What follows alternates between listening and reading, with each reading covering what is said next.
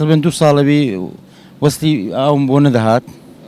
گوتیان بڕۆن سەردانی دایرەی بکەن منیش هاتم سەردانم کرد گوتیان کاکەت و پارەشی زۆر خەرجداری و مشکلەی سەعاتەکەم لێ کردەوە هینام وەڵا لەبەر ئەوەی وەستی لە نەدەینا کە قەرزدار بووین زۆر ویستی ئازۆ 7 ساڵ دوای ئەو 1,900,000 بوو بە داشکان و ئەوە کردیانە 1,50,000 ئێستاش 1,50,000 تەواومان کرد پێمان گوتین کاکە وەزعمان ئەوە نەخۆشمانەیە و بخۆم نەخۆش بوو خانشینی پێشمەرگەمە دوای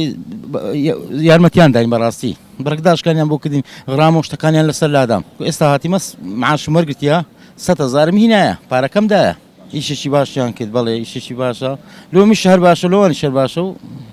مەقسەد مانگانە ئیشاڵە سافی دەکەم حەزم لێیە قەرزدار نەبم وەڵی داواکاری